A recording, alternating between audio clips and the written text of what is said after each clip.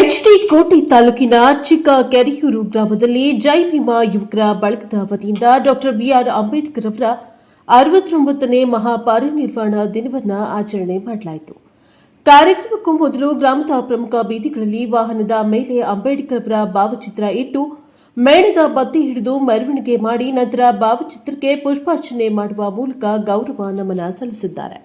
ಗ್ರಾಮದ ಶಿಕ್ಷಕ ಚಿಕ್ಕಣ್ಣ ಮಾತನಾಡಿ, ದೇಶದ ಪ್ರತಿಯೊಬ್ಬರೂ ಅಂಬೇಡ್ಕರಂತೆ ಆಗಬೇಕು, ಅಂದರೆ ಜ್ಞಾನ ಸಂಪಾದನೆ ಮಾಡಬೇಕು.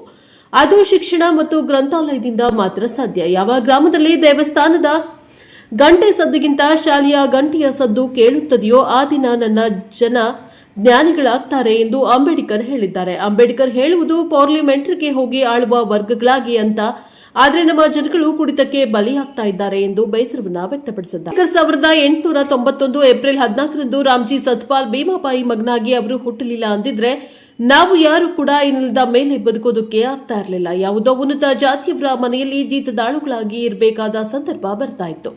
ನಮ್ಮೆಲ್ಲರಿಗೂ ಸ್ವಾತಂತ್ರ್ಯ ತಂದುಕೊಟ್ಟವರು ಅಂಬೇಡ್ಕರ್. ಅನ್ನ, ನೀರು, ಬಟ್ಟೆ, ಹೋರಾಟದ ಹಕ್ಕುಗಳು, ಸಾಮಾಜಿಕ ನ್ಯಾಯ ಎಲ್ಲವನ್ನ ಕೊಟ್ಟವರು ಬಾಬಾ ಸಾಹೇಬ್ ಅಂಬೇಡ್ಕರ್.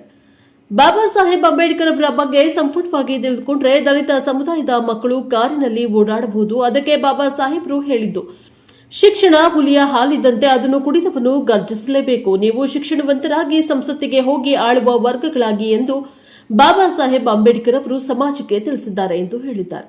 ಕಾರ್ಯಕ್ರಮದಲ್ಲಿ ಗ್ರಾಮದ ಯಜಮಾನರು, ಮುಖಂಡರು, ಯುವಕರು, ಮಹಿಳೆಯರು, ವಿದ್ಯಾರ್ಥಿಗಳು ಹೆಚ್ಚಿನ ಸಂಖ್ಯೆಯಲ್ಲಿ ಭಾಗವಹಿಸಿದ್ರು. ಬ್ಯೂರೋ ರಿಪೋರ್ಟ್, ಹರೀಶ್ ಕೋಟೆ, ಪ್ರಜಾಪವರ್ ಟಿವಿ.